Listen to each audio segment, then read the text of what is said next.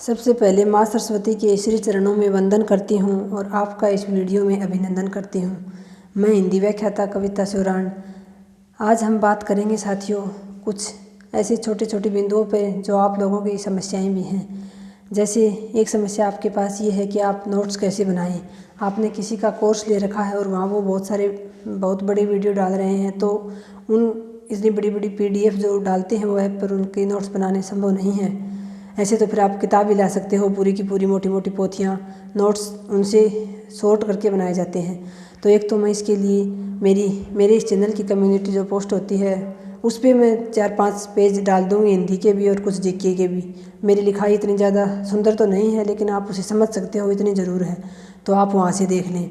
दूसरी बात, आपको मैं बार बार कहती हूँ कि आपके पास पाठ्यक्रम होना चाहिए सबसे पहले आपके। तो आपको उन्हीं बिंदुओं के नोट्स बनाने हैं जो हमारे पाठ्यक्रम में शामिल हैं।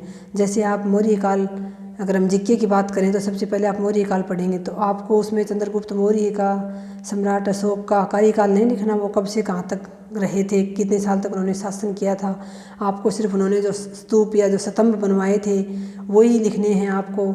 वो कौन कौन से राज्य में मिले हैं, कौन से जो शिखराकार हैं, कौन से सिर्फ ईंटों से बने हैं, किसमें पत्थरों का प्रयोग हुआ है, उनकी विशेषताएं ही लिखनी हैं आपको। इसलिए आपके पास पाठ्यक्रम होना ज़रूरी है, क्योंकि जो बिंदु पाठ्यक्रम में दे रखे हैं उसी में से प्रश्न पूछे जाते हैं।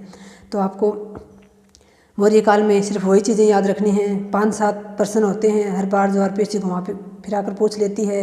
कौन कौन से स्तूप कहाँ मिले हैं, कौन कौन से छोटे हैं, बड़े हैं। या फिर जैसे गुप्त काल की बात करें तो गुप्त काल में आपको नहीं पढ़ना होता कि समुद्रगुप्त कब से कब रहा, श्रीगुप्त प्रथम शासक था, या उनके भी गुप्त काल में जो भी सांस्कृतिक विरासत बने, या जो भी साहित्य लिखा गया, या जो भी विज्ञान का विकास हुआ, वही बातें आपको नोट करनी है। इसी प्रकार अगर मैं हिंदी की बात करूं तो जैसे हिंदी में हमारे सबसे पहला ही बिंदु है हिंदी साहित्य का, कि साहित्य लेखन की विधियां। तो उसमें आपको सिर्फ साहित्य लेखन की 3-4 विधियां हैं, वही लिख के उसके आगे आपको लिखना है कि इसमें से ये पहला और दूसरा इसमें लिखा गया, तीसरा और चौथा इतिहास ग्रंथ इसमें लिखा गया। इतनी सी बातें लिखनी है। उसमें आपको वर्णानुक्रम पद्धति किस प्रकार होती है वो थोड़ी ना लिखनी है पूरी डिटेल, वो तो इतना तो आप समझ ही सकते हो जब तैयारी कर रहे हो तो। और एक बात और कहना चाहूँगी, अगर आप तैयारी कर ही रहे हैं तो आपके पास फ़ोन है तो या तो पुराने, बार बार इसीलिए कहती हूँ कि प्रीवियस पेपर आपके पास ज़रूर होने चाहिए साथियों, क्योंकि उसमें से आप देखकर समझ सकते हो कि प्रश्न किस प्रकार पूछे जाते हैं, प्रीवियस पेपर्स को हल किस प्रकार करना है। इसके लिए तो अलग से एक वीडियो बनाऊँगी, लेकिन आपके पास सबसे पहले होने चाहिए वो। तो आप या तो RPSC की साइट से डाउनलोड कर लें, साथ में उनके उत्तर कुंजी उत्तर लगे हुए होने चाहिए, वो डाउनलोड करें। या फिर आप तैयारी कर रहे हो तो आप पुस्तकों की जो दुकान होती है उस तक तो जा ही सकते हो, तो वहाँ जाकर आप प्रीवियस पेपर्स की जो बुक आती है वो मांगे उनसे, और उनसे कहें कि हमें अच्छी बुक दो, तो वो अपने आप बता देंगे आपको। या फिर आप देखोगे तो कोई भी आपको जो सही लगे प्रीवियस पेपर की साथियों, वो आप बुक लेकर आ जाओ। और फिर पहले जब भी टॉपिक पढ़ो, फिर उसमें से आप उस टॉपिक को पहले पढ़कर और फिर प्रीवियस पेपर का अध्ययन करो। आप देखो कि किस प्रकार के प्रश्न पूछे जा रहे हैं, उसी हिसाब से आप अपने नोट्स बनाओ फिर। और कोई भी पुस्तक जो होती है साथियों गलत नहीं होती है, और कोई भी अध्ययन सामग्री जब कोई लिखने बैठता है लेखक, तो वो ये सोचकर तो बैठता नहीं है कि उसकी किताब में से पेपर में प्रश्न ना आए। सभी अपना 100% देते हैं, बस बात आपके विश्वास और समर्पण की होती है कि आप उस सामग्री पर कितना विश्वास करते हैं, कितना आप अपने लक्ष्य के प्रति समर्पित हैं। ऐसी कोई पुस्तक नहीं है जिसमें गलती ना हो, एक आध माइनर मिस्टेक सभी में मिल जाती है। वो आप जिस प्रकार से समझते जाओगे, पढ़ते जाओगे, आपकी समझ विकसित होगी, तो आप अपने आप उस गलती को पकड़ लोगे और फिर सुधार कर सकते हो। और ऐसी कोई पुस्तक नहीं है जिसमें से 70 से 80% सामग्री प्रश्न पत्र में ना आती हो, और 70 से 80% तो साथियों मेरिट भी नहीं जाती है। और ऐसी भी कोई बुक नहीं है जिसमें से 100 का 100% पेपर आता हो। तो आप ये ना सोचें कि कोई एक बुक पढ़कर आप सफल हो सकते हैं और कोई एक बुक पढ़कर आप असफल हो सकते हैं, क्योंकि साथियों सामग्री की किसी के पास कमी नहीं है। लेकिन फिर भी आप देखते हो लाखों विद्यार्थी फॉर्म लगाते हैं, लेकिन उसमें से हज़ारों ही सेलेक्ट हो पाते हैं। ऐसा क्यों है? ऐसा इसलिए है साथियों, क्योंकि ना तो कोचिंग संस्थान आपको सिलेक्शन दिला सकती है, ना सिर्फ किताबें दिला सकती हैं, ना आपको कोर्स दिला सकता है। आपको सफलता दिलाने वाले आप खुद हैं। आप तय करते हैं कि आपका समर्पण कितना है अपने लक्ष्य के प्रति, आपका अपनी सामग्री पर विश्वास कितना है। अगर वो सही है और आप समर्पित भाव से मेहनत कर रहे हो तो आपको कोई असफल नहीं कर सकता साथियों। और बाकी अगर आप ये सुन लो किसी का इंटरव्यू देखकर, या फिर मैं बता दूं कि मैं सफल हूं तो मैंने ये किताब पढ़ी थी, आप ये पढ़ लेना आप सफल हो जाओगे, नहीं साथियों। सिर्फ किताबों से सफल नहीं हुआ जाता। आपके अंदर विश्वास होना चाहिए, पहले खुद पर होना चाहिए कि हाँ मैं कर लूँगा ये।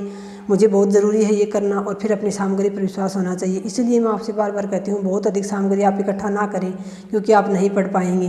तो जो साथी अभी नए हैं, शुरुआत कर रहे हैं, वो नोट्स के लिए मैं डालूँगी वो देख लें। और जैसे मैंने बताया इस प्रकार से आप अपने पाठ्यक्रम आपके पास होना चाहिए, उसमें से आप बिंदु देखिए कि किस किस बिंदु पर आपको किस प्रकार के प्रश्न पूछे जाते हैं, उसी हिसाब से आप अपने शॉर्ट नोट्स तैयार करें। साथियों, शॉर्ट नोट्स इस प्रकार तैयार करें कि आपको समझ में आना चाहिए, रिवीजन करते समय वो आपको याद हो जाने चाहिए।